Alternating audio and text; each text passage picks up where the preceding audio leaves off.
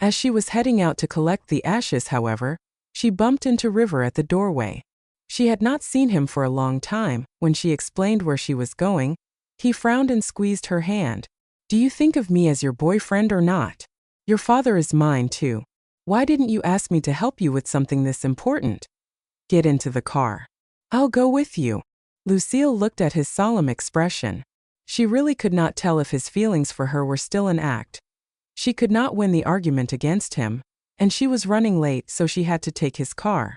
Halfway to the destination, however, he suddenly made a detour, saying he had to pick up someone else. Lucille paused when she saw Sophia. She wanted to ask, why did they have to bring someone completely unrelated to pick up her father's ashes? Were he and Sophia that inseparable?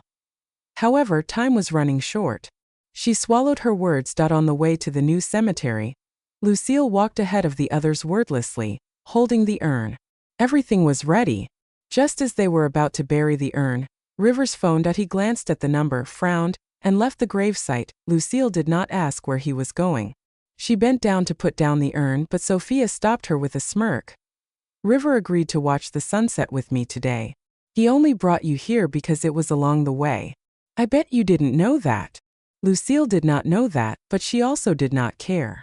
All she cared about was letting her father rest in peace. That was why she ignored Sophia's taunts and did not even look at her. She just wanted to put the ashes down. Sophia had never been ignored like that before. She grabbed Lucille in a huff. Stop pretending, Lucille. I'm talking to you. When she saw how carefully Lucille was holding the urn, she made a split-second decision. She snatched the urn from Lucille's hands and smashed it to the ground. It shattered into pieces on the steps, the gray ashes spilling all over the floor. Lucille's mind finally snapped. Dad! She ran down the steps, sobbing as she knelt and tried to pick up the ashes. However, a gust of wind blew the last of her hopes away. She could only watch as her father's ashes were blown away by the wind. No matter how desperately she tried to retain them, she could not keep hold of a single speck. That was her father. All that remained of him after he died was his ashes, but now she could not hold on to even that.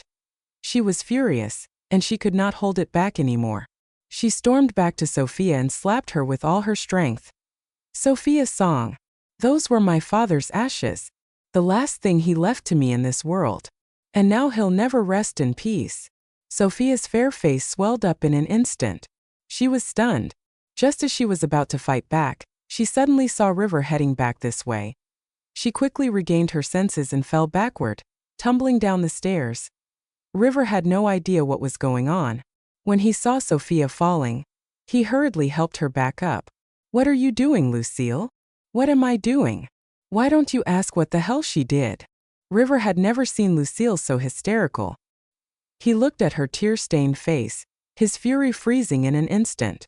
The next moment, Sophia wept in his arms. I accidentally knocked over Lucy's father's urn, River. The wind picked up, and now the ashes are all gone. Lucy shoved me down the stairs in anger. Look, I'm bleeding so much. Shouldn't that count as punishment?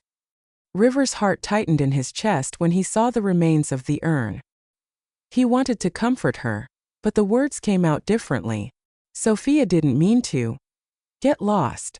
Lucille used up all her energy to roar those words. River still wanted to explain, but Sophia tugged at his sleeve, sobbing.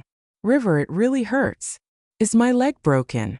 River glanced at Lucille, but in the end, he chose to leave with Sophia in his arms. The employees at the cemetery brought Lucille a brand new urn. She carefully put the last specks of ash inside, buried the urn, and then knelt down, pressing her head against the grave. I'm sorry, Dad, she whispered, her voice barely audible. I let the wrong man into my life, and I couldn't protect you. She paused, her fingers tracing the edge of the grave. And now, I have to leave. I won't be able to visit you for years, but I hope you'll understand. After bowing 3 times, she raised her head. Crows cawed in the distance. A drop of crimson blood slid down her forehead and the corner of her reddened eyes, like a tear of blood. That evening, Lucille left the cemetery and went home alone. She brought all the things she had packed downstairs. She burned the crushed diary filled with River's name. She threw away the matching clothing she had secretly brought. She cut the couple photos they had sneakily taken to pieces. Once everything was done, she returned to her room. The moment she closed the door, she heard someone coming into the house downstairs. She locked her room door, turned off her lights, and curled into her bed in the pitch-black darkness. Before long, there was a knock on her door. Knock, knock, knock, knock, knock, knock. Lucy, open up. Lucy, I can explain. It was River. Lucille ignored him, but she could not stop the tears. Explain? Explain what? That he did not take her as a tool for his revenge? That he did not stand with Sophia after she destroyed her father's ashes? Soon, the knocking stopped, but her phone began to ring. Lucille could see that River was still typing out a message, but she blocked him without a word and deleted his contact. That night, she ignored anything he did or said outside her door. She only opened the door the next morning when she heard her mother's voice. She leaped into Victoria's arms. Victoria did not know what had happened, but she still patted her daughter's back and soothed her, just like when Lucille was a kid. River had not slept all night. When he saw the mother and daughter hugging, he fell silent for a long time and headed downstairs. The next few days, Lucille slept in her mother's room to evade River's advances. She and Victoria packed their bags together, slept hugging each other, and shared a lot of secrets only they knew. In her mother's arms, Lucille felt a rare sense of peace. She still wanted to sleep with her mother the night before she left, but Victoria was worried she would not be able to rest well, so she sent Lucille back to her room. Lucille had no choice but to stare at the ceiling blankly. At midnight, someone unlocked her door. It was River. He snuck in with the spare key and pulled her into his arms. Are you still mad at me? I'm sorry, okay. Please forgive me. You've been mad at me for 3 days. If you keep ignoring me, I'll really lose my mind. Lucille said nothing and closed her eyes. River was exasperated when he heard her even breathing. He knew she had it rough the past few days, and he did not want to wear her out anymore. All he did was kiss his forehead, listening to the heartbeat right next to hers. Lucille could not sleep at all that night. In the wee hours of the morning, River's phone suddenly rang.